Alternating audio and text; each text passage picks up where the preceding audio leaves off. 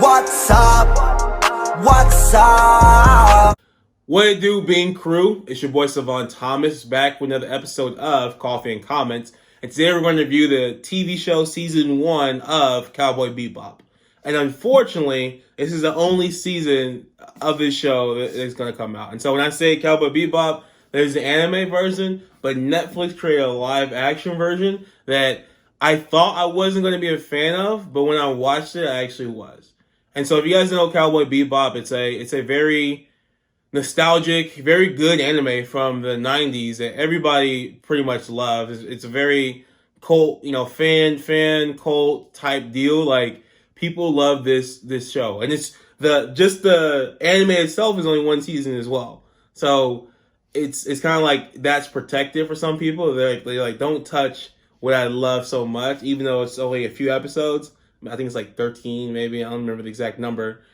But Netflix decided to make a live action version of it that, again, I thought I wouldn't be a fan of. If you guys don't know, the worst movie I've ever seen was Dragon Ball Evolutions, and that was a live action movie of Dragon Ball Z, and it was terrible. The CGI was terrible. Everything about that movie is absolute garbage.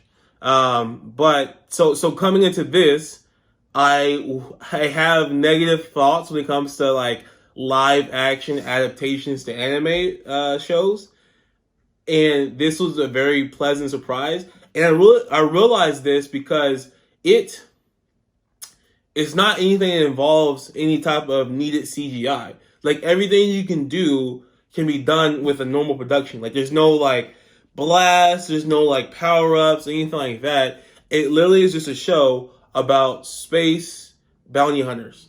Like, bounty hunters in space. Like, literally, Star Wars is kind of, not to say similar to it, but you can do the same thing with Star Wars you can do with this show. And so when I watched the show, I'm watching it thinking like, man, this is going to suck. Like, literally, I came into it thinking this is going to suck. And that might be why I like this show. Like, that might be the reason why I ended up enjoying it, is because I had low expectations for it in the first place. So because I expected less of it, I got more, and I'm like, this is a pleasant surprise. So if you guys don't know what Cowboy Bebop is, it's a story about space bounty hunters, Spike Spiegel and Jet Black, and they're literally just going around the galaxy and hunting down criminals, right? And they intertwine within that story. You meet Faye Valentine, who also is a bounty hunter, that they kind of start working together as a partnership. There's a little kid involved as well. There's a lot with this story. And so how the Netflix series starts off is you have Jet Black and Spike Spiegel introduced in the first episode. I think Faye's in the first episode as well. I forget. I watched this about a month, 2 months ago. But it's really good. So it stars John Cho. John Cho plays Spike Spiegel, which that was a great choice for Spike Spiegel. And then the character that plays Jet Black, the user's name is Mustafa Shakir. He is like a legit, like, copy paste of the Jet Black from the TV show. Like, when I was watching him, I'm like, did they freaking like 3D Jet Black? Because the dude looks just like him in the show. That's why, again, I'm like, man, this is a really good choice. Like, John Cho kind of looks like Spike in the anime, but not really. Like, I feel like Spike looks more Mexican than he does Asian. But it's still a great choice. But Mustafa Shakir, Jet Black, like, literally copy pasted. It feels like it was just a 3D version of Jet Black. But it's a very interesting show because you just tell a story. I mean, it's very easy to do. You tell a story about a space bounty hunter and the adventures that they go on. Now, intertwined within that is also a love story and a villain story.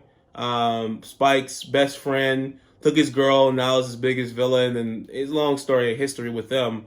But that's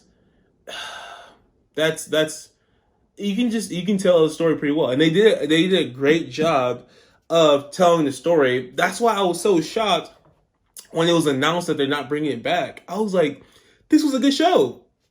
And I know there's a lot of anime nerds and weebs out there that weren't fans of the show, but as a weeb myself, I am like, I enjoyed the show. Like, I don't know why they canceled it. It was one of the better live action anime shows, movies, whatever you want to call it, out there, like, period. Like, there's not a ton that I'm like, this is really good. And this one was really good. Like, I gave this an 8.1 out of 10 on my scale. my rating scale. And so go check it out. Again, it's only one season, so it's about, I think, 10 so episodes. But go check it out. You let me know your thoughts. And if you like it, comment below and say you like it, because I'm thinking about starting a petition to get Netflix to bring it back. And I'm going to need, like, I don't know, 100 signatures or 500 signatures, 1,000. I don't know how many I'm going to need. But I'm going to create a petition to get this back, or find one. There's probably one out there already. But find one and sign one, because I like this show. And I like Cowboy Bebop. And the weebs can go cry if they don't like it. I enjoyed it. So thanks for tuning in to another episode of Coffee and Comments.